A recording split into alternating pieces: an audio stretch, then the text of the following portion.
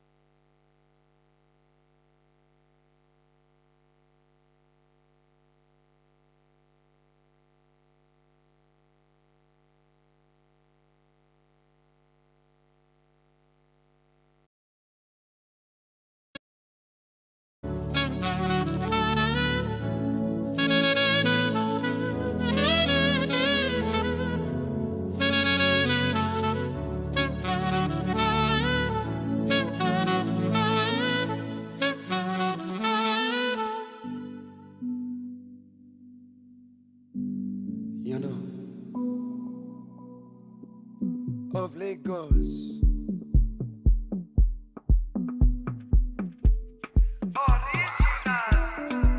Kiki.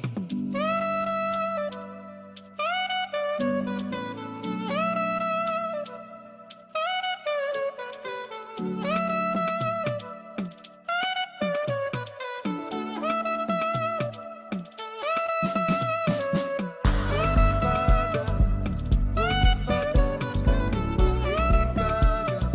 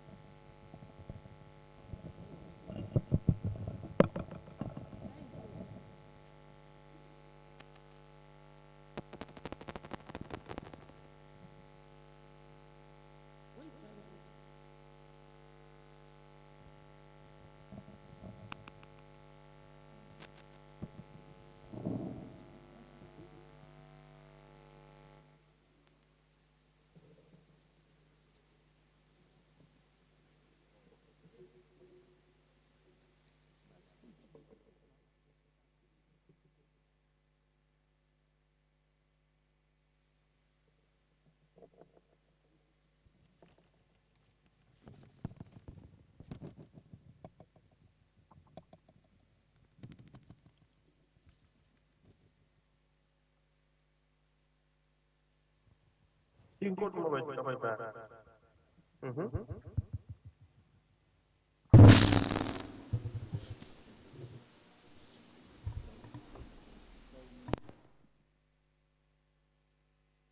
Wani abu nake kallo a screen first.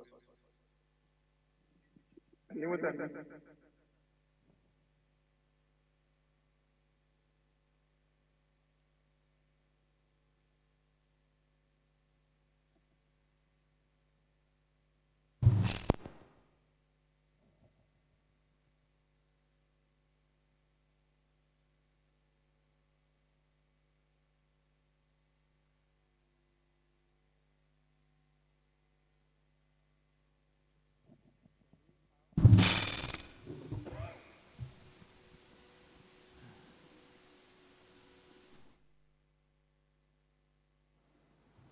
Is there Attorney General there? This is not working.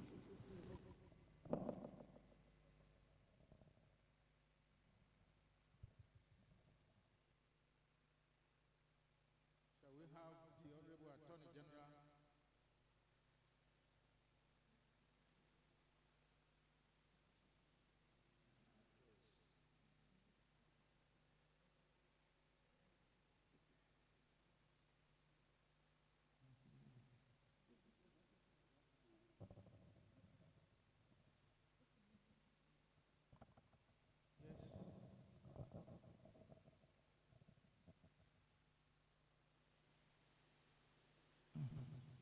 Don't mind.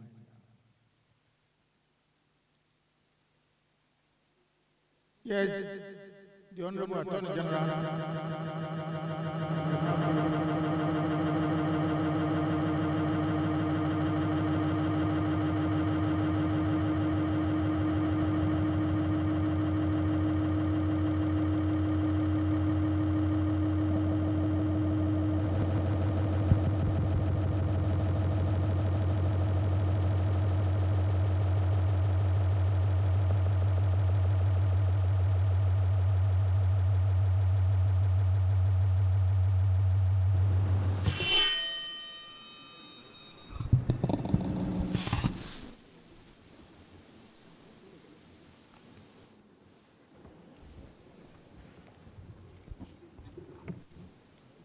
My Lords, Justice of Nigeria, Honorable Justice Olukayode Ariwoola, Gcon, my Lords, Justices of the Supreme Court, serving and retired, but before then, let me also acknowledge the presence of the retired Chief Justices of Nigeria here present, the President of the Court of Appeal, Honorable Justices of Court of Appeal serving and retired, Chief Judge of the Federal High Court, of the Chief Judge of Federal Capital Territory, High Court of Federal Capital Territory, and Chief Judges of various states here present, the President of National Industrial Court and other heads of court, judges of the Federal and State High Courts here present, the judges of National Industrial Court here present, the Grand Caddies,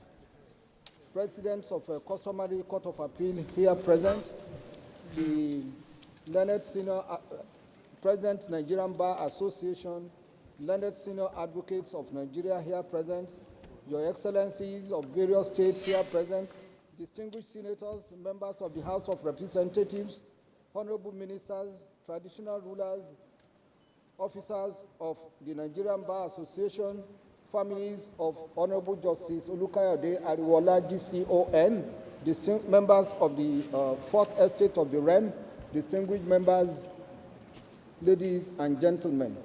I am indeed highly honored for the opportunity to be part of this special occasion of a valedictory session of the Supreme Court in honor, and I congratulate and celebrate a very distinguished jurist, Honorable Justice Olukayode Ariwoola, Gcon, to mark my Lord's graceful exit from the Nigerian bench after more than 3 decades of sterling career and fulfilling judicial service to our nation.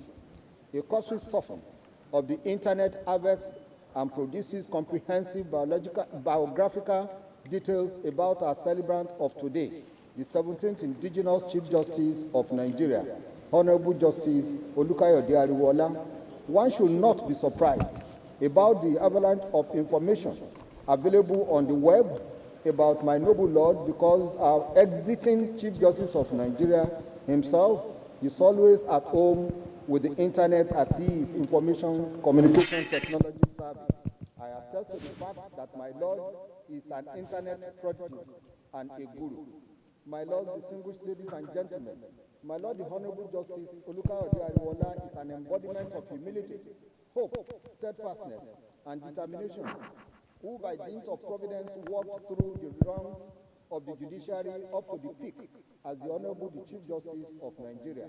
From his humble beginning as a young school teacher in Isheyin, Oyo State, to now retiring as the leader of the bench in Nigeria, aptly mirrors the essence of hope and unwavering aspiration to ascend to greater heights in life.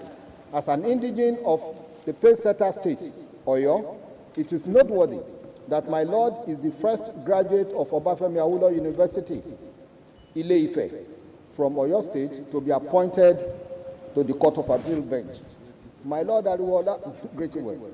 My lord Ariwoola had his educational career in his hometown, Isheyin, at the local authority demonstration school, Oluwole in Isheyin. I will at this stage crave your indulgence to skip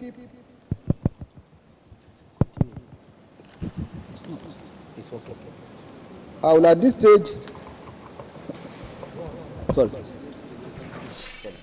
crave your lordship's indulgence to skip as much as possible the biographical facts about my lord, because I am more than sure that these will be part of what to expect from my noble lord, the retiring Chief Justice of Nigeria. But I know that his lordship was a state counsel on National Youth Service at officer in the Ministry of Justice of his home state, Oyo, until 1988, when he voluntarily left the official bar of the state civil service for private practice. His lordship briefly worked as counsel in the chambers of Chief Ladosu Ladapo, SAN, between October 1998 and July 1989, after which he established Olukayode Ariwoola & Co., a firm of legal practitioners and consultants in Oyo Town in August 1989, from where he was appointed in November 1992 as a judge of Oyo State Judiciary. Honorable Justice Olukayode Ariwoola, I leave all that. Please forgive me. Why is it Before his elevation to the Supreme Court bench, his lordship served as Justice of the Court of Appeal in Kaduna, Enugu, and Lagos divisions.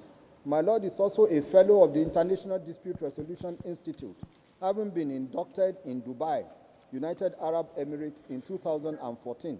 His lordship has attended many national and international conferences and workshops in France, Atlanta, Georgia, United States, United Kingdom, Dubai,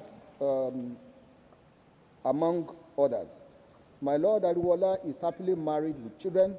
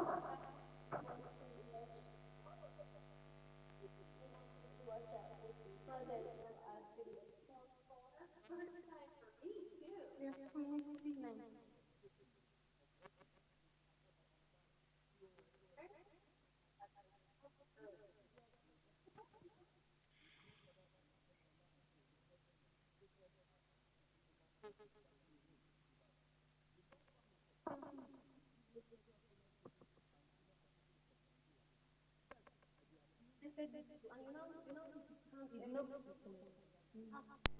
without saying that in those good days, old days, Ibadan bar boasted of legal giants in the most of Chief Richard Wadale Akinjide, SAN, former Attorney General of the Federation and Minister of Justice, Chief Olake Solanke, Alabukun Law Firm, Chief Odisha Chukura, Chief Bamidele Aiko, many others, who all sharpened our leadership in these remarkable years. It was during these, my formative years at the bar, that my path and that of the retiring Chief Justice of Nigeria first crossed each other. Without being immodest, all lawyers and juries of note must have had professional interactions and engagements with lawyers in the manual chambers and others, as quote and unquote appearing with me, or as counsel in litigation, or a judex in matter which we have been privileged to offer our cutting-edge professional legal services to our diverse clients all over the country. And it was in the course of some of those vast nomadic legal practice that I met my noble lord, the retiring Chief Justice, as a diligent state counsel in the Ministry of Justice, and later as a private practitioner. Our engagements in court became more frequent shortly after he left the services of the state to join us in private practice when he set up his law firm known as Olukayode Ariwoola Mako Allah Chambers, situated at number 1 Ishayin Road, Owode, Oyo Town in Oyo.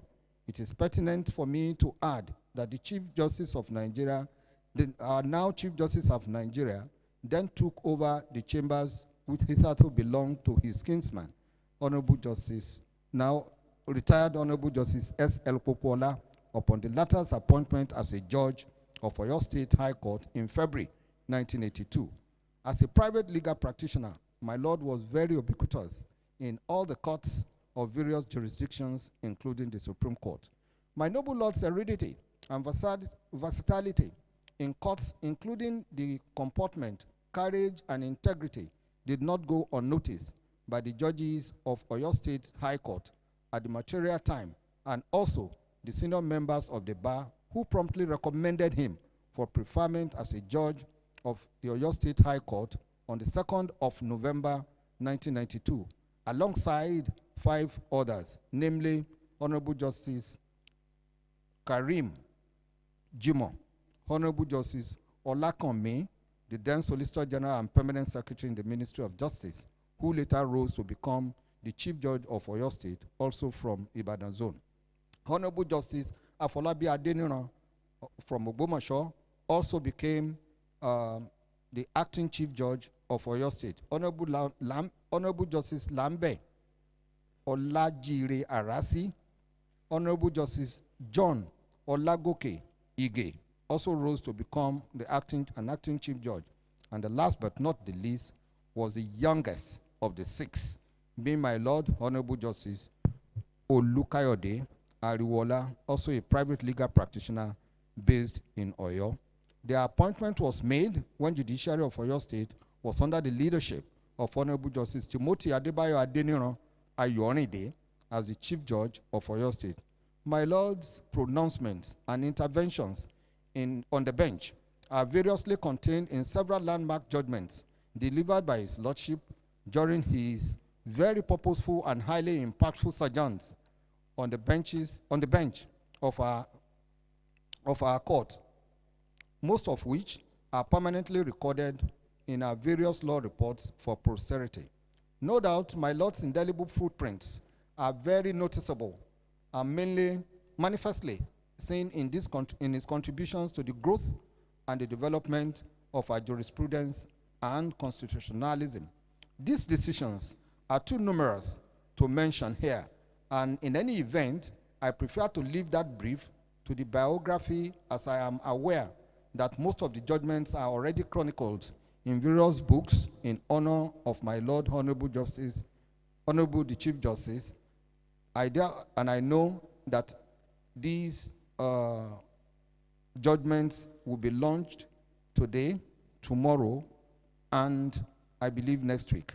I therefore plead that we should all endeavor to attend the book launch slated for those dates. My Lord, the Honorable, the Chief Justice of Nigeria is a workaholic and always very time conscious, a very outstanding jurist, but not many are aware that my Lord is also a great community person and has great community value that is second to none. My Lord was once prevailed upon by his people of his sharing to leave his flourishing legal practice temporarily to represent their federal constituency in the Federal House of Representatives at Abuja during the President Ibrahim Badamasi Babangida's political adventures. My Lord politely declined the offer and remained focused on his legal career. Permit me to use this occasion to state that the present administration, led by President Bola Ahmed Tinubu, GCFR, is irrevocably committed to massively changing the course of narratives within our country's judicial sector. Nigeria's justice sector shall continue to witness several massive turnarounds, initiatives, and projects that will restore, transform, and reposition our justice sector and place it as the best in the global legal community. As a government, we shall eradicate all forms of obstacles militating against the modernization, effectiveness, and efficiency of the critical sector, of this critical sector. Recently, the President assented to the act which granted upward review of the salary and allowances of the country's judicial officers by as much as 300%, which we strongly believe will enhance and promote not only the independence of the judiciary, but also properly place the position of our judiciary as the true and real last of the common hope of common man, and indeed a renewed hope for all and sundry to get from our various courts not only judgments well delivered, but justice in action. The federal government, under the able leadership of President Bola Ahmed Tinubu, GCFR, is very much aware and conscious of the present hardship in our country and the hard times that all the citizens of the country are presently undergoing, like what happens in most parts of the world. The government appreciates the resilience of all Nigerians and appeal to our people to kindly bear with it and be assured that the ongoing hardship are very temporary and will soon give way to an era of prosperity and real growth and development in Nigeria. The government has put several measures and economic policies in place that will soon mature and transform our country into one of the top economies in the globe. For my Lord, Honorable Justice Olukayode Ariwoola, today marks the end of a most memorable and impactful judicial career, which spanned a period of 32 years from when he was first appointed as an High Court judge in Oyo State in November 1992. Indeed, his Lordship came, saw, and conquered. He has made his mark and left indelible imprints in the annals of the Nigerian judiciary and the legal profession in general. I must remark that the outgoing Chief Justice of Nigeria is a stabilizing factor who mounted the saddle at a challenging moment for the apex court, and he has creditably sustained the sanctity of this hallowed court, both as a court of policy, final arbiter, and regulator of the justice sector. As his Lordship takes a well-deserved bow today, permit me to specifically appreciate him for providing leadership, guidance, and his firm commitment to improving the well-being of the judiciary, to which he has contributed immensely. This has culminated in the harmonization of retirement age of 70 years for judicial officers, attainment of a full complement of 21 justices for the Supreme Court, the enactment of judicial office holders, salaries and allowances, etc. Act 2024, which was recently assented to by President Bola Ahmed Tinubu. The foregoing signposts the commitment of the present administration to promoting the independence and capacity of the judiciary and advancing judicial reform. The government is also working on other reforms in terms of policies and constitutional amendment to increase access to justice, transparent appointment process, ensure speedy adjudication of cases, increase public confidence in the judiciary, insulate judiciary from undue interference, and so on. I must note that some of the reform initiatives are part of the resolutions reached at the end of the National Justice Summit held in April 2024, which enjoyed the strong support of Honorable Justice the Supreme Court of Nigeria through Honorable Justice Olukayode Ariwoola, Gcon. Indeed, the President is committed to a radical transformation of the judiciary in line with the rule of law and administration of justice component of the administration of the Permit me to say that the President Bola Ahmed Tinubu is committed to a radical transformation of the judiciary in line with rule of law and the administration of justice component of the administration's roadmap for national development. The government shall also at all times protect and promote the rights of all citizens and shall not tolerate any infraction of the breach of same by any person, agency, under any guise, except as provided by the country's constitution. It is also pertinent to say that constitutional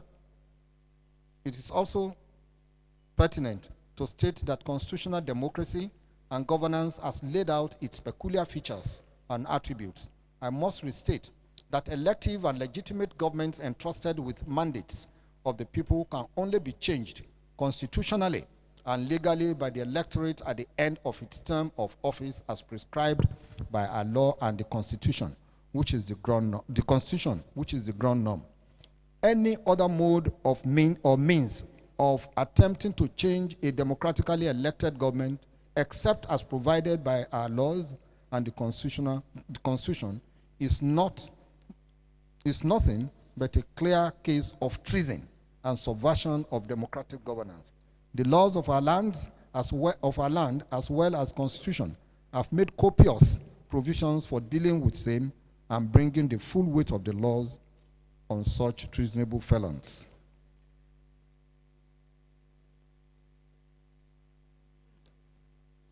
The government commends and remains grateful to our apex court in the land, the Supreme Court of Nigeria, for living up to its status as both a court of justice and as a policy court in their landmark judgment that emancipated, liberated, and set free our local government system in Nigeria from the claws and shackles of tyranny and oppression of those who had held them by the jugular over the years, which has led to almost total stagnation and absence of development and governance in almost all the 774 local government, with very few exceptions. We are not unaware of the threats and noise of reprisal attack by some, although not all, of the principalities affected by the epic and locus classicus judgment of the Supreme Court, who are threatening fire and brimstone in a matter that has been settled and laid to rest finally by our court. The point must be made that their action in this regard amounts to hovering around the precincts of contempt of court.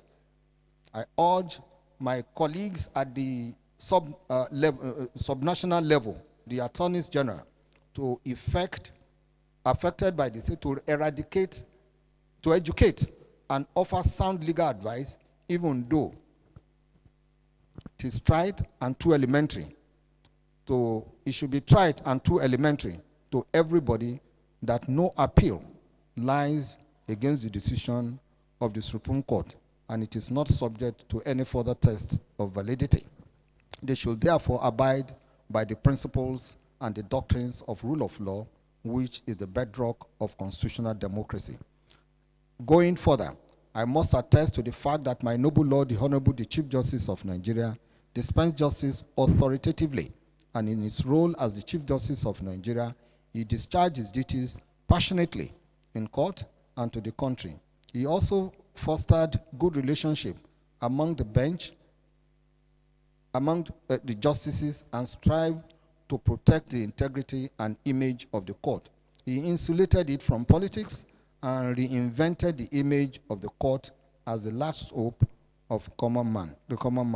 The relationship between the bar and the bench was very cordial during his tenure. His 2-year leadership at the Apex Court will be forever remembered.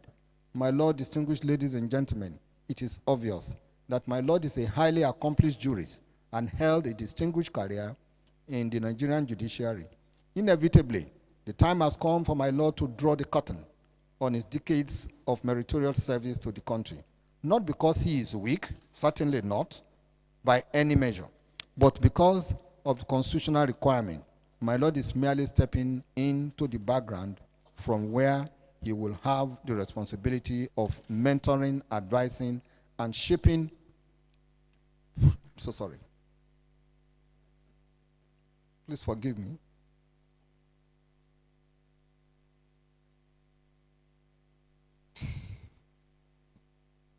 So sorry.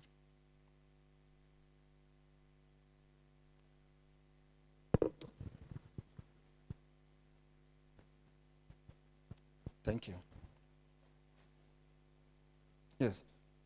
My Lord is merely stepping into the background from where he will have the responsibility of mentoring, advising, and shaping the younger ones. Therefore, we should not be sad that he is retiring, because we shall now begin to enjoy another phase of his leadership and fatherly role.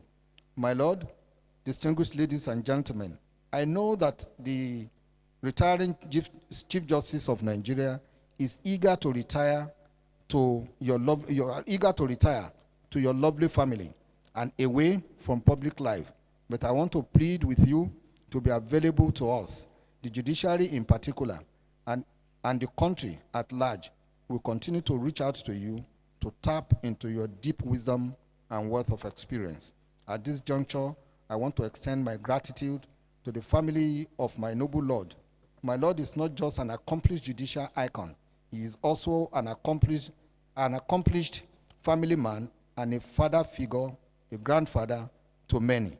He is happily married to his lovely wife, Mrs. Ariwoola, and the marriage is blessed with children, lovely and successful children. They have endured the burden that comes with the others' demands of judicial service. They have sacrificed their needs to allow my Lord to effectively discharge his duties as a jurist for over 3 decades. The intermittent late night absence, inconveniences that come with postings and the requirement of the job, they have endured all, and for that, we celebrate your love and sacrifices. My Lord, this is a day of celebration. We have gathered here not to say goodbye, but to celebrate you and the lofty goals and achievements you have accomplished. We are here to celebrate your dedication to public service and your immense contribution to nation building. We are proud of you. The country is proud of you and is indebted to you. You have left indelible marks in the sands of time. Your legacy is eternal and remains a model for our jurists and legal practitioners. We are not happy leaving you to retirement, but I must say that I'm personally pained that the bench is going to miss the wisdom and erudition of my Lord, Honorable Justice Ariwoola, but we are nonetheless consoled by the fact that you are handing over the baton to a worthy successor, the the acting Chief Justice of Nigeria, His Lordship, Honorable Justice Kudirat Muntomori Olatokunbo Kekereokun, who incidentally was the classmate of my noble Lord, Honorable Justice Ariwoola. May the good Lord, the Almighty, continue to strengthen you with good health and peace of mind. Congratulations, my Lord. It is not everybody who started well that ended well. And the saying goes that better is the end than the beginning. My lords, as we wish you a blissful retirement in good health and sound mind, please enjoy your retirement. Distinguished ladies and gentlemen, I thank you for listening to me.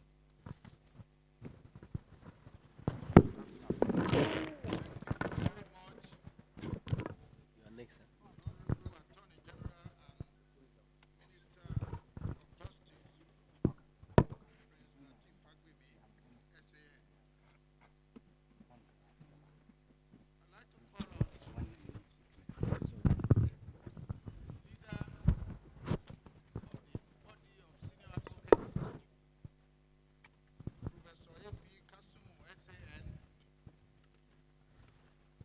who is to speak on behalf of the body of senior advocates of Nigeria, or his representative. Bosan, over to you.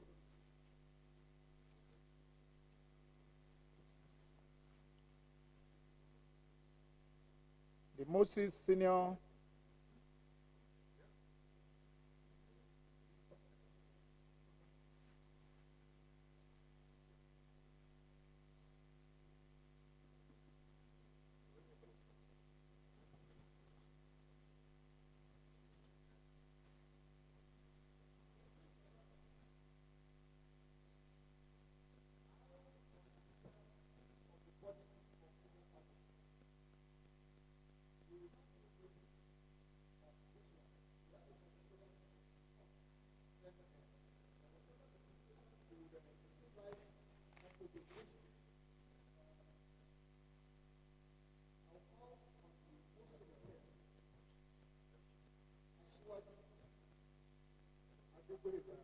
Ariwoola.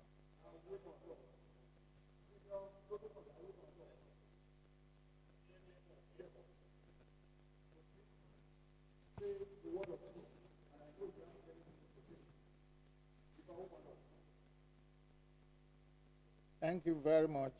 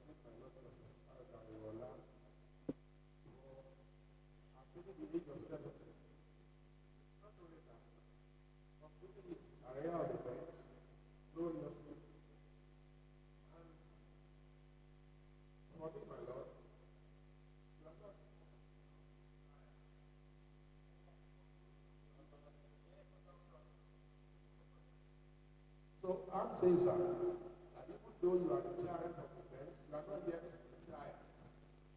You still need to do so much. And I want to thank your wife, Ms. Ariwoola, for looking after you so much for 45 years now as a legal practitioner and as a jurist.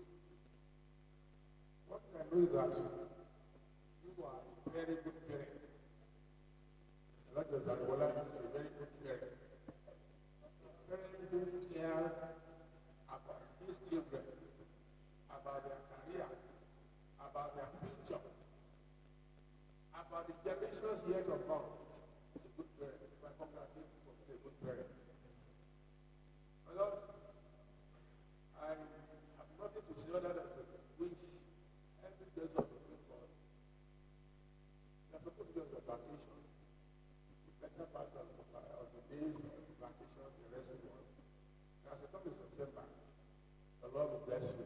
Amen. I must apologize. I have no instruction of Professor Kasu, who is here at Mira for the person to speak.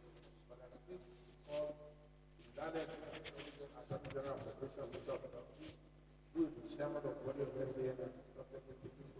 So may I, sir, most respectfully, on behalf of my colleagues, large numbers, congratulate your Lordship, and let you know that we all love you. May I request all SANs to stand up and take a bow. May I request all SANs, please stand up and take a bow. Congratulations, my Lord. Thank you very much, Asiwaju Ariwoola, SAN. Next is the speech by Honorable Yakubu Makiao, SAN, the President of the Nigerian Bar Association. You're welcome.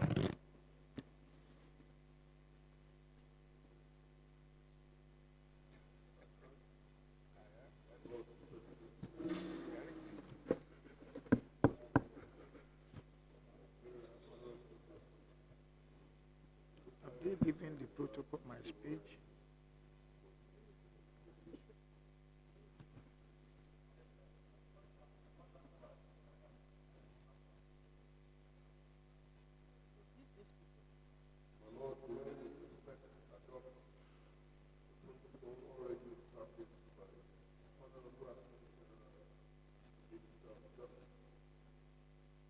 My Lords, I'm delighted and indeed thankful to stand before my Lord, the Honorable Chief Justice of Nigeria, Honorable Justice Olukayode Ariwoola, Gcon, and my Lords, the Justices of the Supreme Court of Nigeria and their sitting empires, to address this special court session in the honor of His Lordship, Honorable Chief Justice of Nigeria.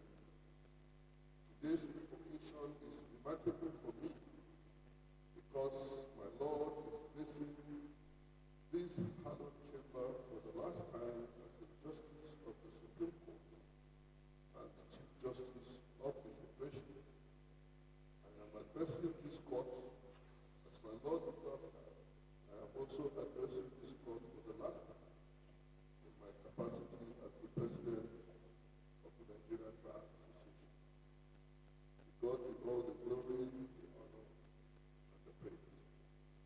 My Lord, the Honorable the Chief Justice, has today attained the constitutionally prescribed age of retirement for Supreme Court justices. I therefore begin by wishing my Lord a very happy 70th birthday anniversary with many happy returns. And I also pray that God Almighty will continue to keep, preserve, provide for your Lordship from His own abundance and according to the integrity of God's own heart. My Lords, the valedictory court sessions, irrespective of circumstance, are sober and solemn moments.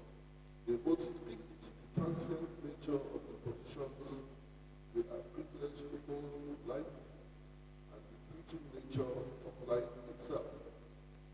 Today, as with all valedictory events, we are reminded that whatever has a beginning must necessarily have an end.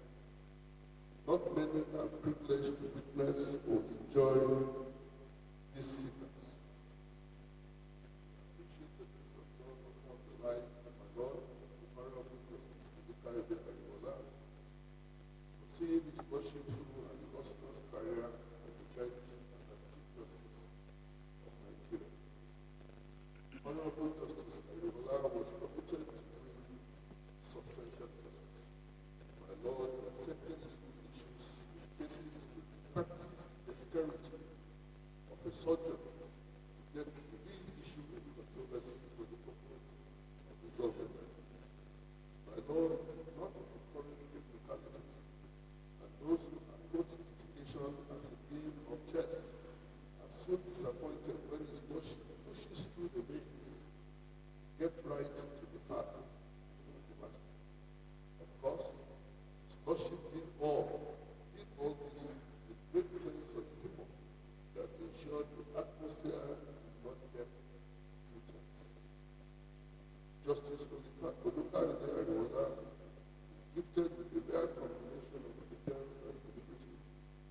His Lordship is very relatable with the old and young, new wigs and senior members of the bar alike, and to His Lordship, everyone is deserving of respect. In the 32 years my Lord spent on the bench, His Lordship restored our judicial landscape like a colossus and firmly stamped His judicial authority on our jurisprudence. From His Lordship's appointment to the Court of Appeal, His Lordship became a household name in the legal profession, as there was hardly any edition of the Nigerian Weekly Law Report that did not feature His Lordship's decision, either the leading judge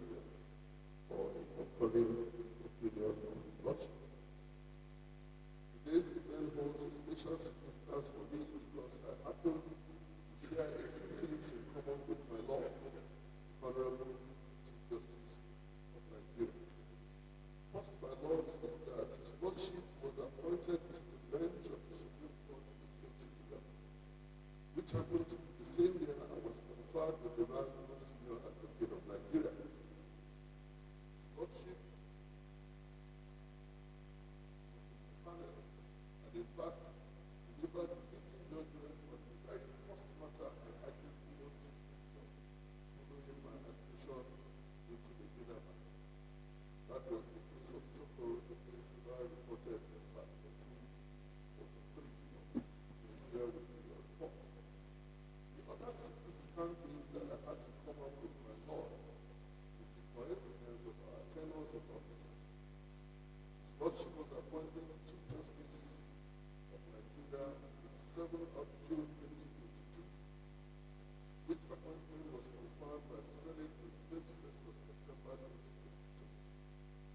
I was elected as President of the Nigerian Bar Association on 16 July 2022 and sworn in on 26 August 2024.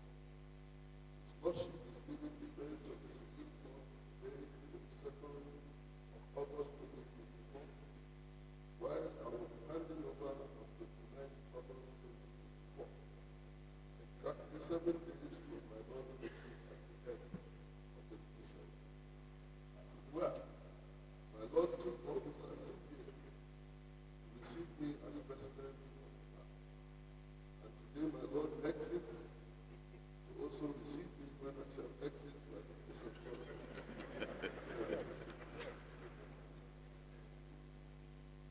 Furthermore, my Lord, not only did my tenure in office coincide with my Lord's tenure in Nigeria, but our justice sector reform agenda were all.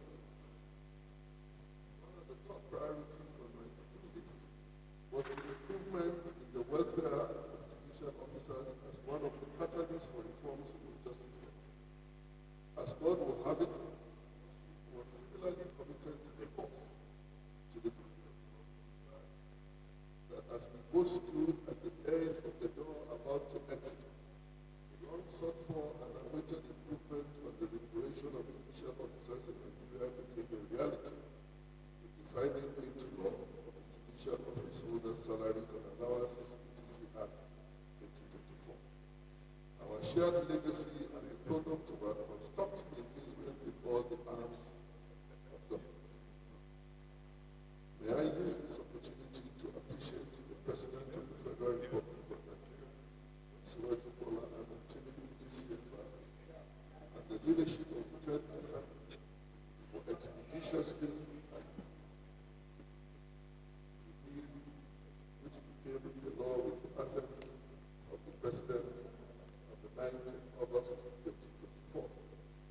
I must appreciate the Honorable Attorney General of the Federation, Prince Latif Fabego, who left no part of his weight to ensure that this became a reality. My Lord, Justice Ariwoola's tenure as the Chief Justice of Nigeria, although short, was quite eventful and very important. These 2 years, we saw a number of appointments into all levels of superior courts of record, and we now have a full complement of the Supreme Courts of Nigeria. Also, the experienced and vast level of collaboration between the judiciary, the Office of the Attorney General of the Federation, and the Nigerian Bar Association. This collaboration resulted in the first ever justice sector summit hosted by the Federal Ministry of Justice, the National Judicial Council, and the Nigerian Bar Association. The communique issued at the end of that summit containing far-reaching and practical recommendations for the reform of the justice sector was co-signed by the Chief Justice of Nigeria, Honorable Attorney General of the Federation, and my humble self as President of the Nigerian Bar Association. The review of judicial remuneration is not the end of our advocacy for judicial reform. It is just the beginning. Having tackled the very foundational issue of the welfare of judicial officers, we shall begin to focus on the substantial issues including but not limited to matters of appointment, discipline, and elevation of judicial officers.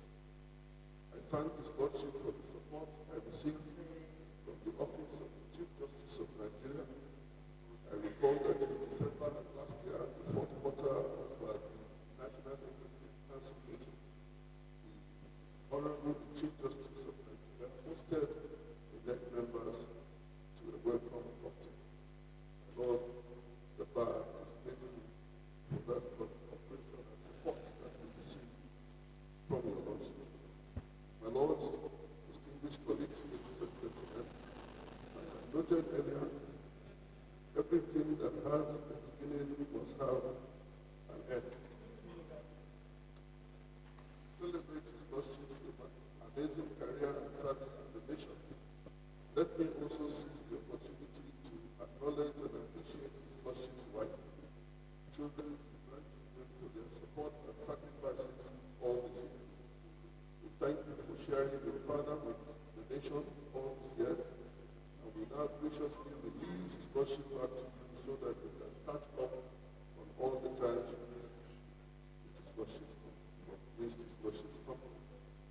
Having so creditably acquitted yourself, my Lord, your Lordship deserves the rest that follows. It is my earnest prayer that God Almighty grant your Lordship sound health and strength in the twilight years. May the Lord grant your Lordship peace to enjoy the long-awaited rest.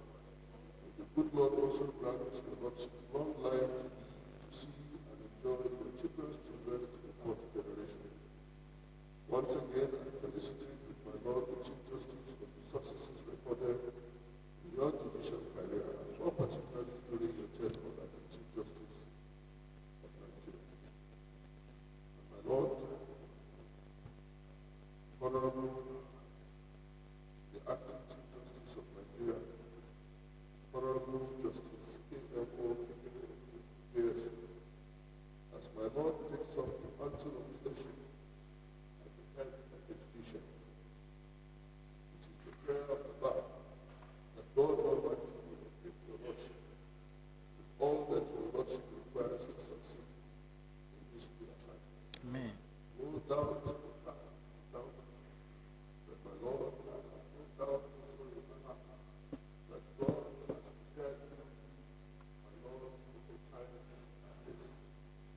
Resident in my Lord is a deputy by God Almighty, who knows the beginning and the end, that your Lordship has what it takes to deal with the issues of this country at this time and at this moment. I pray that you will find the expression of all those qualities that God Almighty has deposited in your Lordship.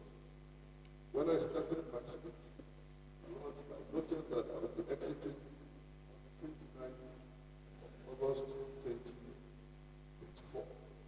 But my Lord, the Nigerian Bar Association already had taken steps to ensure that it will not be any better.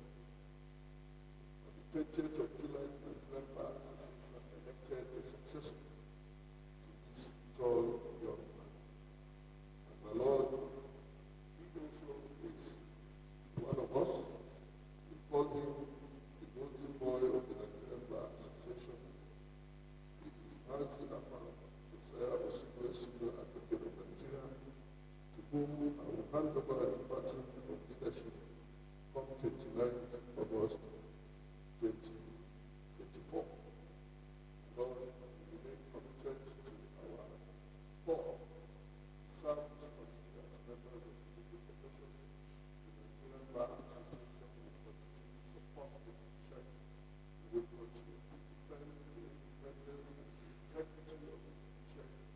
We will continue to protect as much as we can the integrity of the names and the calling of your Lordship, so that without any harassment, your Lordships will be able to continue to discharge their constitutional responsibilities without fear or favor. My Lord, I have said it before, and I don't mind saying it again. Without the judiciary and the work that your Lordships have given, we wouldn't have a country today. And so, my Lord, we encourage you to continue to do what you are doing. We have also said that those who are found to misconduct themselves within the rank of the judiciary, Lord, we will also not spare anything to call them out and also demand that appropriate measures are taken in order to discipline those who are giving the judiciary a bad name. I thank your Lordships for the opportunity to speak at this event as I take my final presidential bow before your Lordships. I'm grateful to your Lordships. Thank you very much, Honorable Yakubu Makiyahu, SAN, for your speech.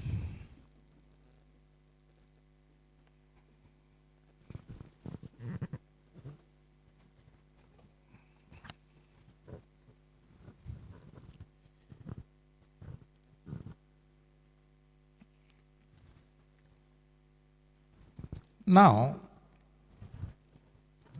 is my response.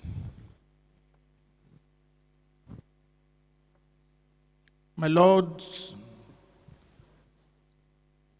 former Chief Justice of Nigeria, the Honorable Justice Mahmoud Mohammed, Gcon, my brother Justices of the Supreme Court, serving and retired here present, the President and Honorable Justices of the Court of Appeal, serving and retired here present, my Lords, heads of courts of various jurisdictions and honorable judges here present, Your Excellencies, the former heads of state and distinguished governors, in particular of Plateau, Gombe, and others, Honorable Attorney General of the Federation and Minister of Justice, Prince Lateef Fagbemi SAN, distinguished members of the National Assembly here present, distinguished members of the inner and outer bars, the President of the Nigerian Bar Association, Your Royal Highnesses, in particular, the Emir of Lafia, Honorable Justice Muhammad Sidi Bage, the first retired Justice of Supreme Court, my traditional ruler of Iseyin, Oba Sefiu Oyebola III, Oba John Oyebola Bolaniwa, my bosom friend, the Onigboho of Igboho, our other esteemed royal fathers here present, distinguished invited guests, my great family of Ariwoola, gentlemen of the press, ladies and gentlemen.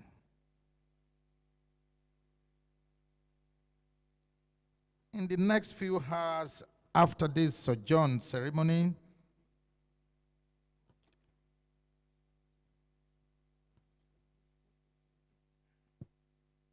I will remove my wig and this gold-striped black gown. I will hang them in the wardrobe. I will have worn them for the last time. They have been my faithful companions in this court since the first time I put them on 13 years ago. Now, it is time for them to take a deserved rest. The wig and gown will join their companions, the purple-striped black gown that I had last worn as a justice of the Court of Appeal 13 years ago. The gold-striped black gown of the Supreme Court and the purple-striped black gown of the Court of Appeal will join the plain silk black gown that I wore for the last time as a judge of the High Court of Oyo State in November 2005. There is yet another gown in my wardrobe. That is the barrister's gown, and I wore as an advocate of the Supreme Court of Nigeria when I was called to the bar exactly 43 years ago and 1 month. The gowns, whether they are gold-striped, purple-striped, or plain black, are more than gowns. For someone who hailed from Iseyin, the town of weavers, I can say that the gowns are the tapestry with which my professional and judicial career is woven. They represent important milestones in my life. They had the chapters in the autobiography of my life. They had the signpost on the journey of my road to where we are today. What a journey it has been. I am thankful to the previous distinguished speakers who have been kind with their words about me in their speeches. They have all been most generous in their narrative of our relationship and our interactions. I thank you all. Your Excellencies, my Lords, Your Royal Highnesses and Royal Majesties, distinguished ladies and gentlemen, in our nation, Yoruba Kingdom, in fact, in most parts of Africa, before literacy was introduced, one way of marking a significant date was to tie it with a momentous event that occurred around the same time. You have been told, even though the Honorable Attorney General skipped it, that I was born in 1954. That is 70 years ago. What you have not been told is that the year I was born was the same year the Littleton Constitution of 1954 was promulgated. It was that constitution that established the Federal Supreme Court of Nigeria, the same institution it had pleased Almighty Allah for me to head. The Supreme Court is therefore more than a court to me. The Supreme Court is my birthmate. The court is 70 years old this year, the same as my humble self. I was therefore born in the same year the Supreme Court was established. What I'm not certain of is whether when I was born in Isheyin, my parents, Alhaji Shitu Ariwoola Makwala, Baba Ilepo Lebedi, and my mother, Alhaja Mistura Ayuade Ariwoola, ever knew that their newborn baby will have anything to do with the important court that was established in Lagos that same year. Therefore, I look back today with a heart full of gratitude. As an elementary pupil in local authority demonstration school, Oluwole Isheyin, then headed by Chief Mrs. Oke, one regular assignment we were usually given in English language lessons was to be asked to write about a day you will never forget in your life. If I were to be given the same assignment today, distinguished ladies and gentlemen, today, the 22nd August 2024, will certainly be the winner. Today is the culmination of an academic and professional career that started, as I have mentioned earlier, at the LA Demonstration School in 1960, the year Nigeria gained her independence. That was the school where my educational foundation was laid. It was in that school that I learned one of the most important lessons of my life, the habit of punctuality. Many of the previous speakers have alluded to the fact that punctuality appeared to be a way of life for me. What they might not know was that this virtue was inculcated in me from my primary school days. As fate will have it, in all the three institutions I attended prior to the university, I was appointed or elected the timekeeper or the bell prefect. Punctuality was, however, not the only thing I took away from the elementary school. Today, I will reveal the secret of my walking stick to you, which is another manifestation of the grace of Almighty God in my life. It was in primary school that I learned to ride bicycle. One day, during the Salah festival, I was asked to deliver meat to a family. I rode a bicycle for the errand. I had delivered the message and was on my way back home when I had an accident on the bike. Like a stone shot from a catapult, I flew off the bicycle and landed on the ground. For many months, I was hospitalized at the Baptist Hospital in Shaki on account of a broken femur. The white doctors at a point even considered an amputation of the leg. To the glory of God, I walked out of the hospital on my two legs, though on crutches. Notwithstanding that I was in the hospital for months, I did not miss any academic session. I went to write my exams from the hospital bed.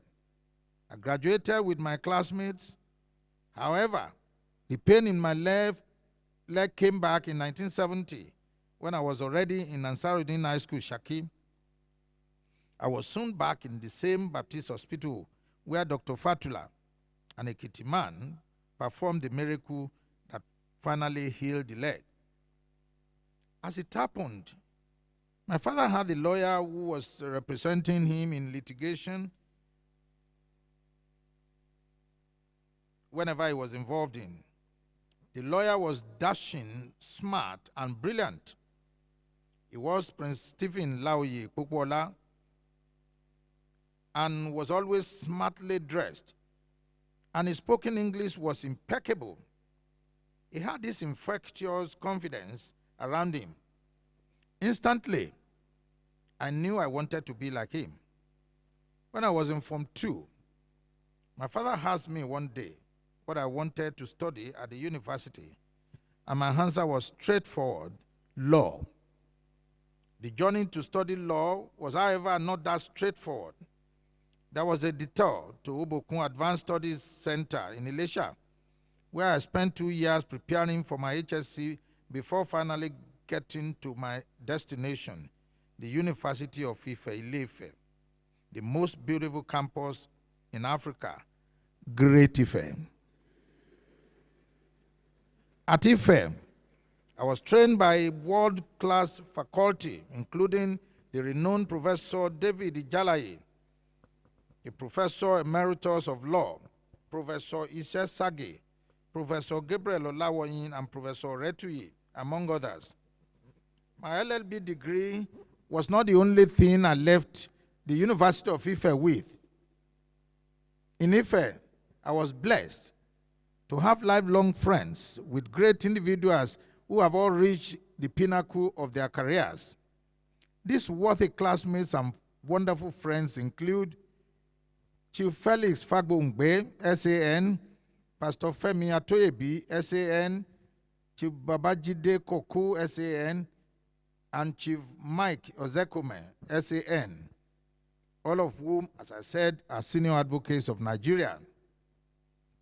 The late Chief B.C. Egbeyemi, the former Deputy Governor of Ekiti State, was also in my class and was a very good friend, as well as Prince S.K. Lawal. Late Prince Blessing Awenagera, who prosecuted the notorious armed robber Lawrence Anini. Indeed, the day Anini was being taken for execution, my friend was in my house in Ibadan. The Nigerian Law School was another veritable platform for me to make lifelong friends and colleagues who are all over Nigeria. At this point, I must thank Allah for the class of 1981 of the Nigerian Law School. The class has indeed been blessed. 7 members of the class made it to the Supreme Court now, and these are honorable justices of the Apex Court.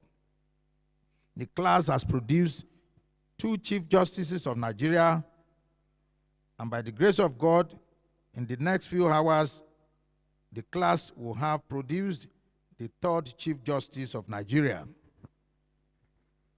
One thing I'm fond of telling young lawyers is that they must not joke or play with their youth service year. It is the formative period when their foundations in the legal profession is laid. In this regard, I'm indebted to Chief Joseph Aderibigbe, the then Attorney General of the old Ondo State, and all the counsel in the Ondo State Ministry of Justice, Akure then. They sharpened my legal teeth as a pulpit state counsel when I served in the ministry as a youth corps member. I recall that I traversed the whole of Ondo State between 1981 and 1982, appearing in almost all the 9 judicial divisions of the state at the time. Our seniors in the ministry at the time included Senator Anthony Adeniyi, SAN, and Honorable Justice B.C. Omoleye, JCA. It was never in my career plan that I would ever sit on the bench. No, that was never my plan. If it had been my plan, I would have stayed back as state counsel in the Ministry of Justice of your state and hope to rise through the ranks to become the Solicitor General and from there to the bench. It was the need to make it in private practice that led to my resignation from the ministry in 1988 to join the law firm of Ladosu Ladapo & Co.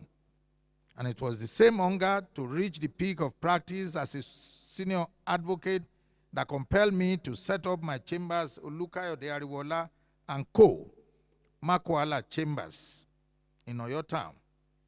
Till tomorrow, many people still wonder why I decided to set up my chambers in Oyo, but not Ibadan, where I was already well known. Oyo was, however, part of the grand design of Allah for me. It was from that provincial and ancient town that Allah raised my height. Some people believe that one can only make it in the legal profession if one practices in huge cities such as Lagos, Abuja, Ibadan, Onitsha, Kano, Port Harcourt, etc.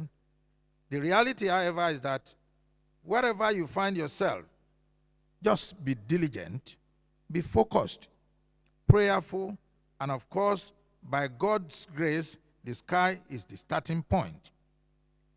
At the time I was nominated to the bench, becoming a judge was the last thing on my mind. I was then, even at my personal cost, moving around Ibadan, pleading with learned seniors to allow themselves to be nominated to the bench. Unknown to me, different interest groups had nominated me. I was nominated by the Ibadan Bar, where my bosom friend, late Arakuni Oluwarotimi Akeredolu, SAN, was the chairman. I was nominated by a group of honorable judges before whom I had practiced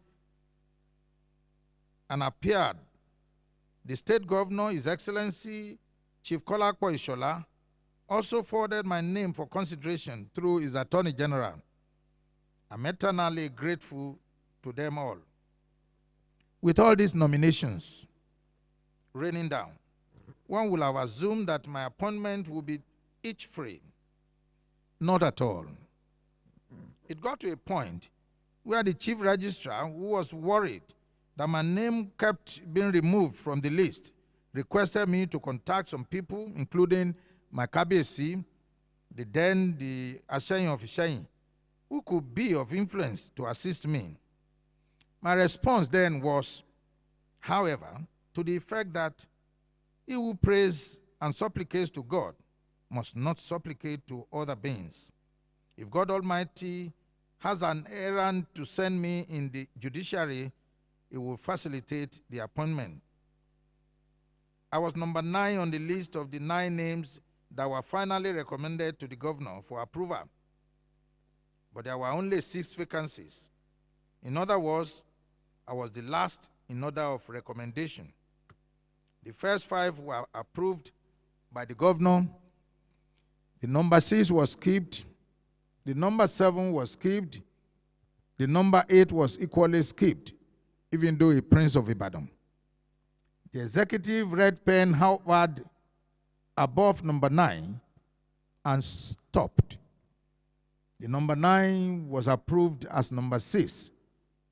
Then Olukayode Ariwoola was the number 9, who became the number 6. To God be the glory. Finally, on the 2nd of November 92, I was sworn in as a judge of the High Court of Oyo State. Of the 6 of us sworn in together, I was the youngest in age and in post-qualification experience. Honorable Justice Adenina and Justice Elo Arasi were enrolled on the 26th of July 1970. Justice John Ige was enrolled on the 17th of July 1992. Justice Olakami was called to the bar on the 26th June 1973. Justice K.A. Jimo was called to the bar on the 28th June 1975. And incidentally, it turned out to be the number one because he was then substantive Solicitor General and Permanent Secretary in the Cross River State Ministry of Justice. I was therefore naturally assigned to the last court in the judiciary, Court 16, the dashing and brilliant lawyer who had inspired me to study law and who had since been elevated to the bench as Honorable Justice Stephen Lauyi Popola, had the fortune of welcoming me to the bench precisely 10 years after his own elevation in 1982. On the 22nd of November 2005, I was elevated to the Court of Appeal. By virtue of this appointment, I became the first person from the entire Ukeogun to become an appellate justice, a modest achievement for the whole community. I was posted to the Kaduna Division of the Court of Appeal as my first station. On the first day we sat in Kaduna, the three of us on the panel, Honorable Justice Abubakar Jaga, Justice Kudirat Motomori Olatokunbo Kekeriekun, and my humble self, realized that we all belonged to the same 1981 class of law school.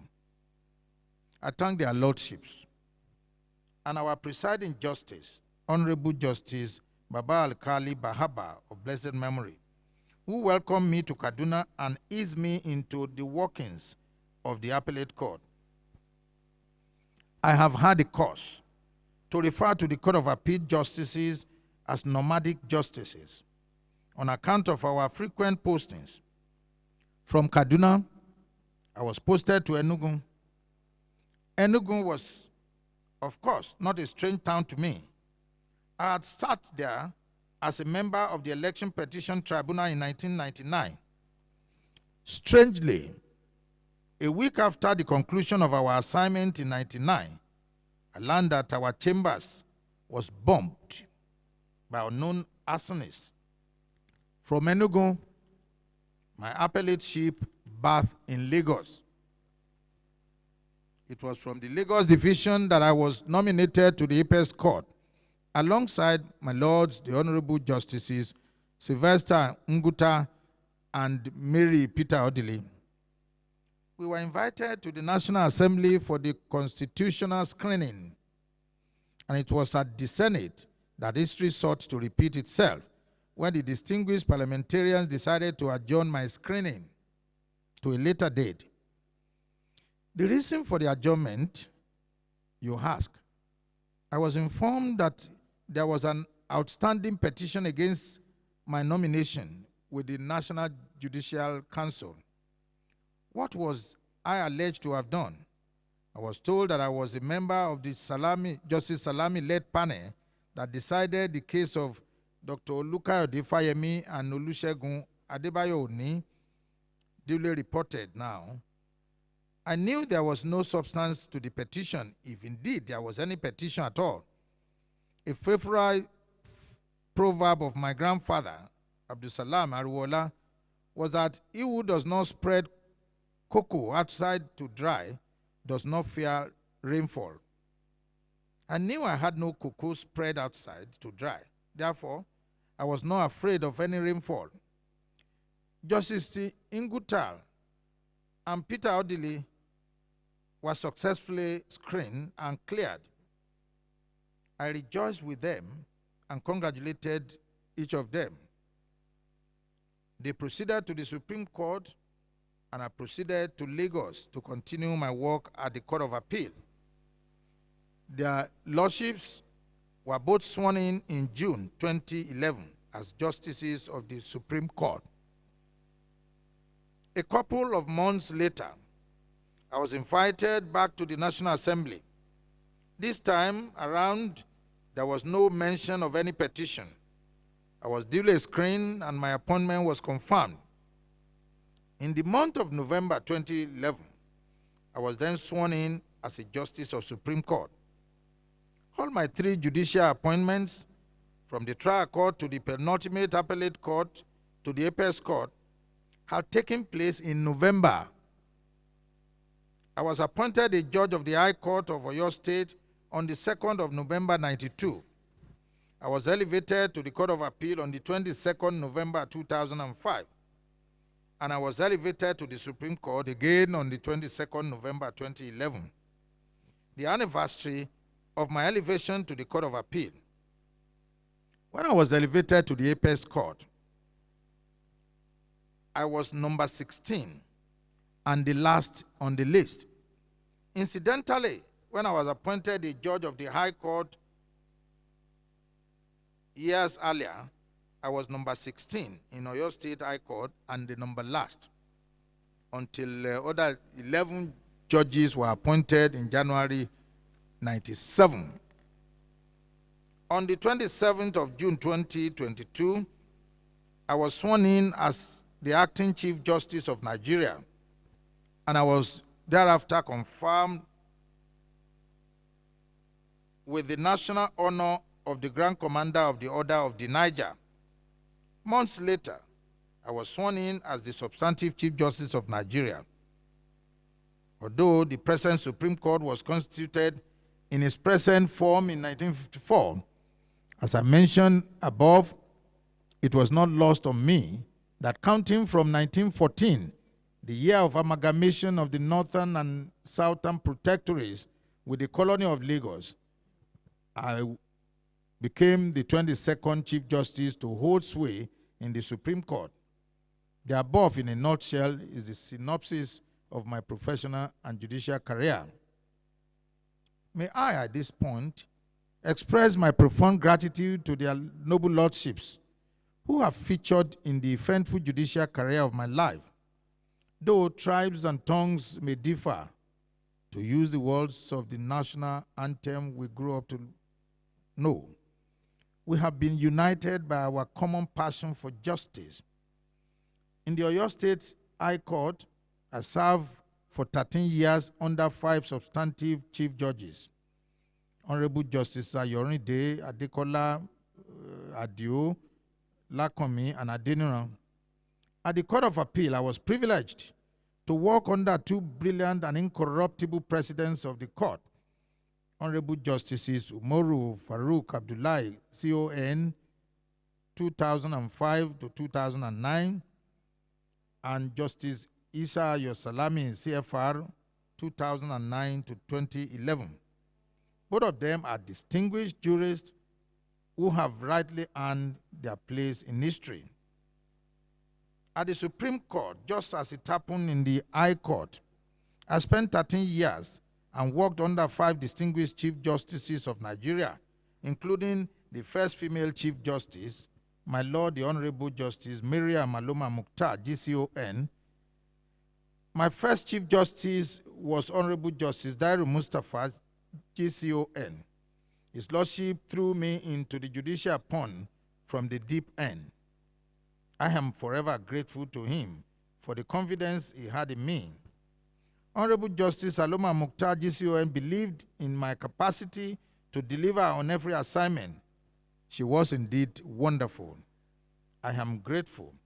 Honorable Justice Mahmoud Mohammed, GCON, was the 3rd Chief Justice of Nigeria I worked with. His Lordship was very efficient and effective. I was also privileged to work under Justice Walter Onogan, GCON, and Justice Ibrahim Tanko Mohammed, GCON. All of them, without a single exception, left indelible footprints in this court, and I am thankful for the privilege of understudying them and their leadership. Distinguished ladies and gentlemen, if my administration, by any chance, has succeeded in making any appreciable mark, it is because I had the privilege of building on the solid foundations laid by my illustrious predecessors in office. Without their reform efforts, it would have been extremely difficult, if not impossible, to scratch the surface. Leadership is a continuum, and leaders are runners in a relay race. Our duty, however, is not to drop the baton. I hope I have succeeded in not dropping the baton. In this regard, I shall hand it over to the KMO. We are all witnesses to the fact that I came to the office as the Chief Justice of Nigeria at a critical point in the history of both our nation and our judiciary. Our country was in the process of political transition, and our judiciary was in a state of turmoil.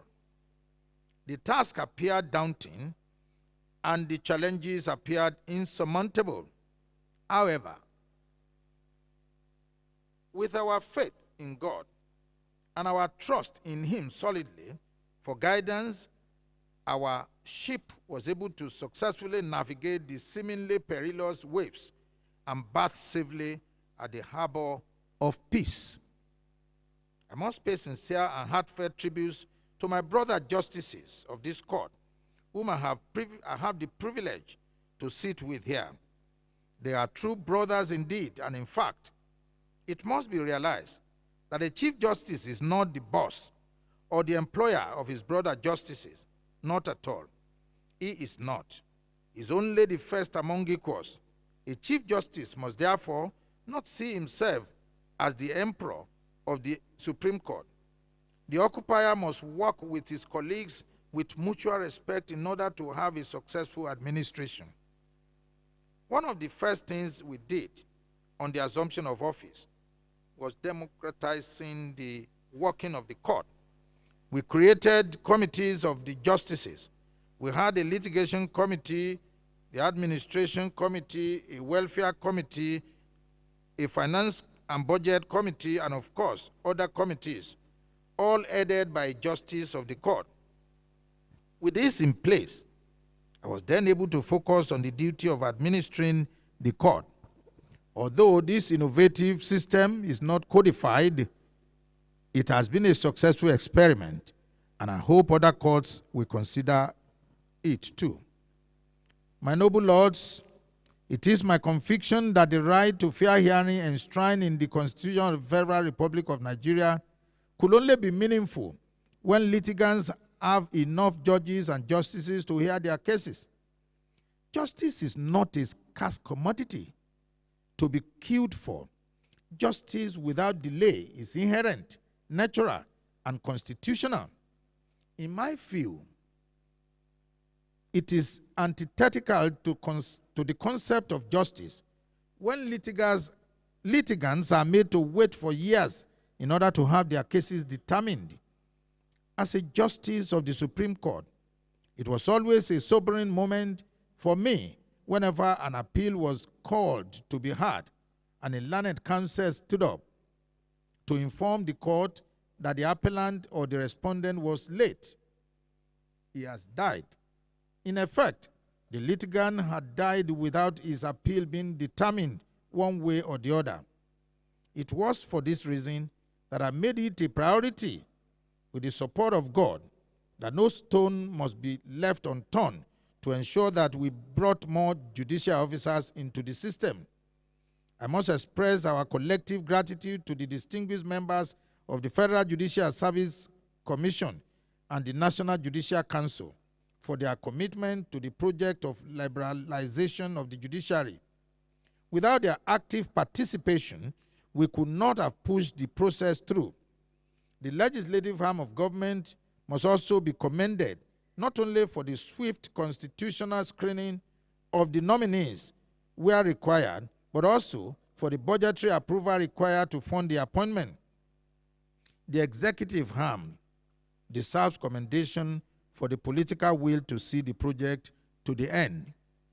In this regard, we have all succeeded in demonstrating the practical working of the constitutional principle of separation of powers. The three arms of government are separate but not disparate. We are independent but not in isolation. We cooperate but we do not compromise. This, in my view, is the true essence of separation of powers.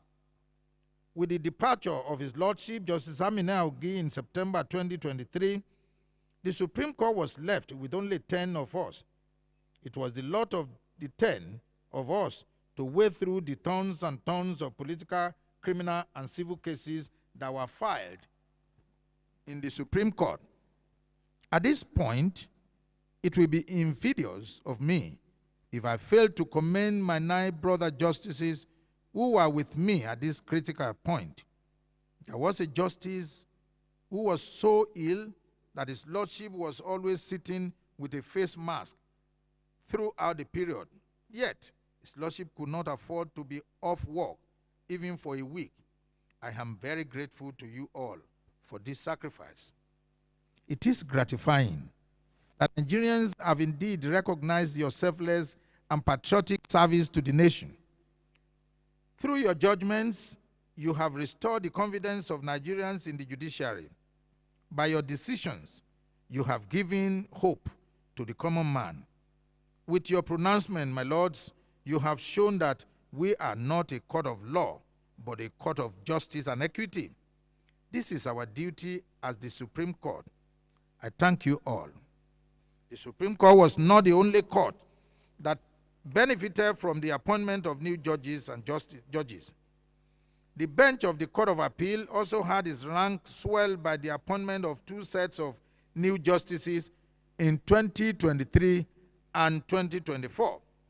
With respect to the trial courts, that is the Federal High Court and National Industrial Court, the High Court of the Federal Capital Territory, and the High Court of States, they all experience injection of new judges.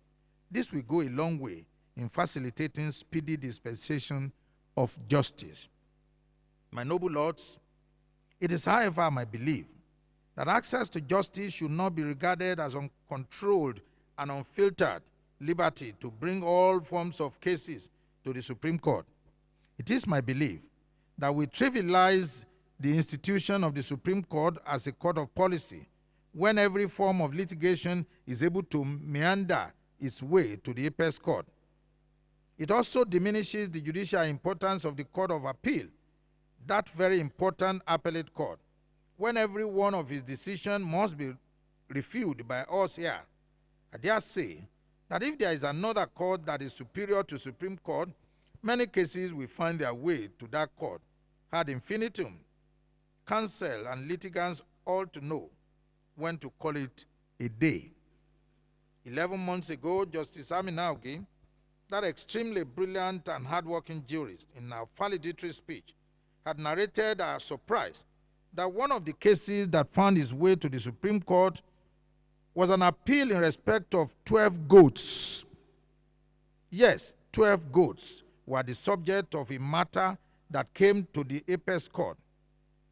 What this type of cases do is to clog the system, thereby depriving other important cases from being heard. For the record, for the 2022 and 2023 legal year, from the 12th day of September 2022 to the 11th day of July 2023, 1,271 matters were filed at the Supreme Court. This comprised motions and appeals. Out of this number, we had 388 political appeals, 215 criminal appeals, and 464 civil appeals. We also considered a total number of 153 civil motions, 49 criminal motions, and of course, 2 political motions. Between 30th day of September 2022 and the 11th day of July 2023, the court delivered a total of 251 judgments. Out of these, 125 were political appeals, 81 were civil appeals, and 45 were criminal appeals. Within the same period of 10 months, a total of 91 rulings were delivered by this court. The 2023 and 2024 legal year commenced in September 2023, and by the time the curtain was drawn over the year in July 2024, a total of 1,124 cases were filed in it. Out of these, 435 were civil cases and 269 were civil motions. 219 criminal cases were filed within the same period, and 102 criminal motions were filed. Notwithstanding that the year was not technically an election year, 86 political appeals bathed at this apex court. The last category was originating summons cases, which were 10 in number. Within the same period, we delivered a total of 247 judgments and rulings, with civil and originating summons cases having 92 judgments, criminal appeals having 81 judgments, and 74 judgments delivered in respect of political appeals.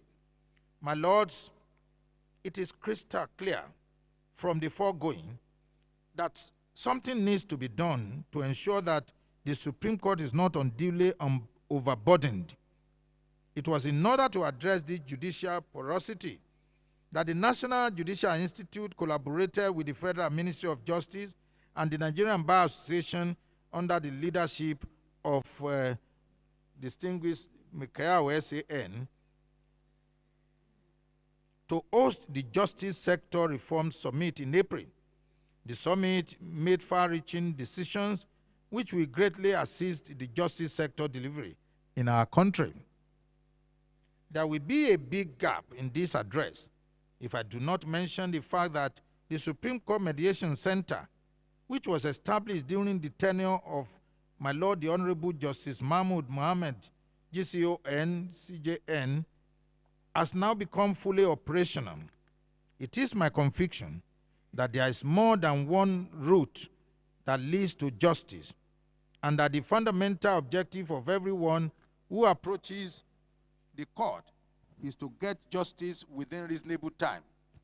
The center is empowered to provide alternative dispute resolution services to litigants, thereby ensuring that disputes are resolved amicably and without acrimony.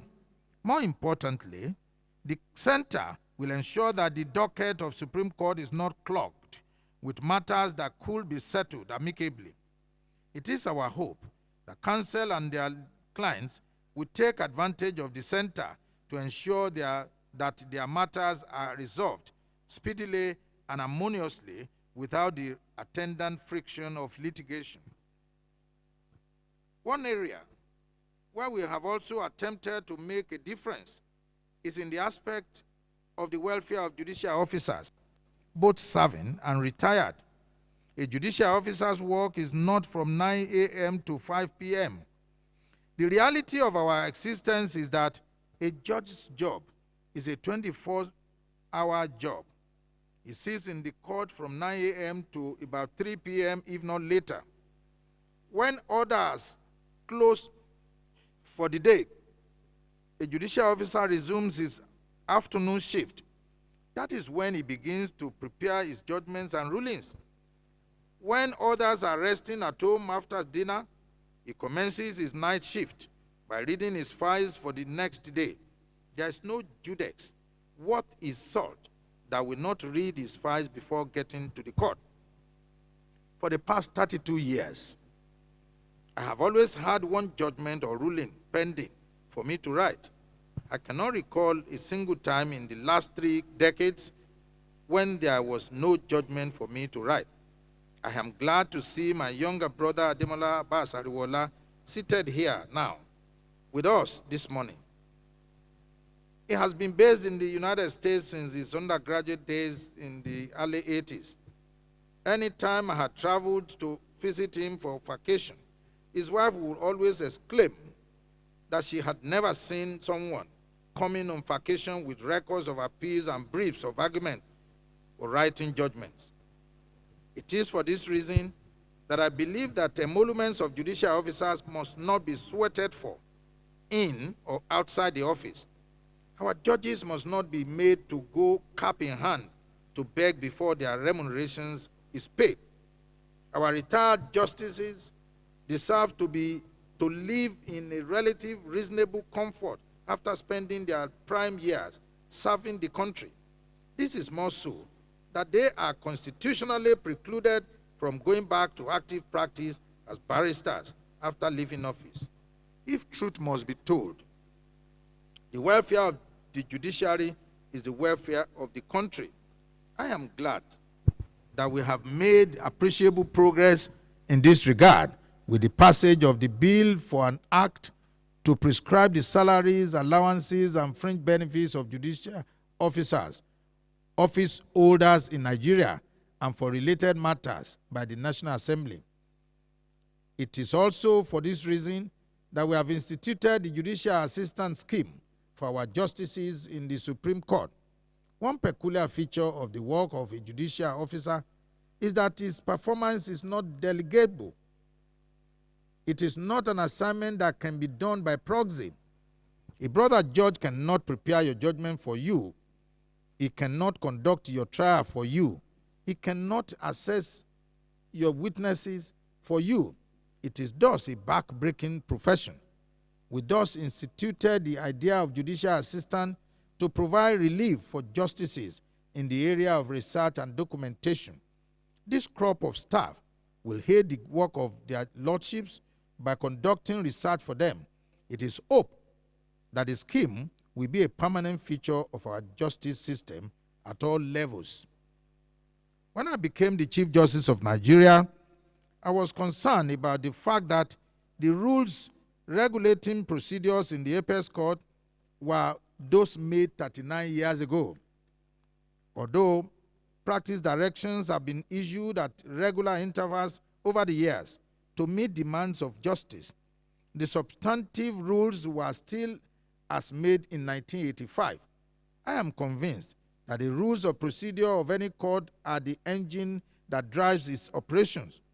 It's also my view that the rules must be dynamic and contemporary in order to meet the changing demands of both the bench and the bar. At the time the Supreme Court rules 1985 were made, things that are now ubiquitous, like information technology, electronic transactions, and global telecommunications, among others, were either not in existence or in their formative infancy. How then could such obsolete rules be adequate for the challenges of today? It was for this reason that I empaneled a rules committee to undertake the arduous assignment of reviewing the 39-year-old rules and the many extant practice directions comprehensively. I'm glad to report to you all that earlier this month, pursuant to the provisions of Section 236 of the Constitution of the Federal Republic of Nigeria, 1999, I signed off on the new Supreme Court Rules 2024. In this regard, I must not fail to commend the wonderful job done by His Lordships, the Honorable Justice Kudirat Kekereekun, JSC, Justice Nyango Koro, JSC, Justice Maronkeji Elin Ogunwumiju, JSC, Justice Tijani Abubakar, JSC, Dr. Muiz Banire, SAN, and Makayao Yakubu, SAN. Their dedication and commitment ensured that the new rules became a reality. I'm indeed very grateful to them. There is this executive summary of the new rules. The Supreme Court Rules 2024 has repealed the Supreme Court Rules of 1985 and has crystallized all the existing relevant rules and practice directions into one body of rules for easy access by the court and legal practitioners who practice in this court. The Rules Committee, which, as I said, was chaired by Honorable Justice Kudirat Motomori Olatokunbo Kekereekun. Other members, as I said, are Johnny Yangokoro, JSC, Ogunwumiju, JSC, Tijana Abubakar, JSC, and the immediate past president, who is also outgoing like me, Honorable Makayao, and Dr. Muiz Banire.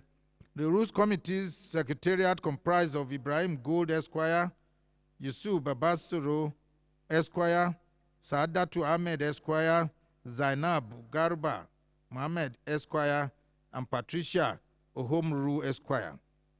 These all are well appreciated for their dedication and commitment to the work. The new Supreme Court rules have the following highlights, if you care. Extension of the hours when the registry will be open and the formal introduction of a comprehensive e-filing system, the introduction of the service of most processes by electronic means. The virtual hearing protocols have also been set out in details. The electronic case scheduling and management system will be put in place. In the near future, a Nigerian Case Management System, NCMS, e-filing portal will be available to counsel and the court. More duties have been imposed on the bar to aid the speedy hearing of appeals. Where service is effected on a legal practitioner who has ceased to appear for any party, failure to inform the court expeditiously will be deemed an act of professional misconduct. Service on the Attorney General of the Federation or an Attorney General of a state is deemed sufficient service where the federal or state government of Nigeria is a party. Parties are now mandated to file notice of non-contention when they do not intend to contest an application. Most applications for leave shall be heard in chambers pursuant to Section 233, subsection 3 of the 99 Constitution as amended. One of the most important innovations in these rules is the execution of the policy to reduce the volume of applications for extension of time which have been abused over the years. Now, time provided by the rules is automatically extended for the same period in the first instance. It is also further extended for same period provided with the payment of penalty in default, and no application for extension of time shall be entertained thereafter except in an appeal against a death penalty. This simply means that if you have 7 days to file a process, if you do not do so, you have another 7 days automatically so to do the needful. After the cumulative 14 days, you have another 7 days, in which case you will pay penalty for default within that third 7 days. After 21 days, there is more extension of time. Importantly, no application will be entertained by this court. The time to file briefs have been reduced. A section of the registry has been created to manage electronic processes, including the electronic copies of the record of appeal. It is now mandatory for the appellant in this court to pay costs awarded by the court below into an escrow account. To ensure diligence in appeals against monetary judgments, the court will require a guarantee of or bond from a reliable and reputable financial institution as a condition to hear the appeal. Where the appeal relates to land, an undertaking to pay damages where the appeal fails. This court will not grant stay of proceedings in an interlocutory appeal brought before it. Where the appeal fails to comply with the conditions of appeal, this court will so motu dismiss the appeal. With regards to costs, the court will now adequately award costs to compensate the respondent for the time and expense in coming to court. Also, where counsel engages in an abuse of the process of the Supreme Court, punitive cost will be awarded personally against such counsel, including a counsel representing the federal or state government on an institution or representing an institution. Counsel who fails to pay costs awarded personally shall not have right of audience in any superior court in Nigeria. There are provisions made to fast-track criminal appeals relating to terrorism, rape, kidnapping, money laundering, corruption, and human trafficking. The procedure in election matters have been elevated and incorporated into the rules with enhanced guidelines to ensure speedy dispensation of justice. Learned senior advocates may appear with not more than 5 learned friends. Where more than 1 senior advocate appears in a matter, the total number of counsel shall not be more than 8 for the party. That is the executive summary of the 2024 rule that you will soon have on your hands. As a youngster, I was an avid reader. Avid, indeed. The taste in reading was eclectic. I read every novel I came across, but judicial responsibility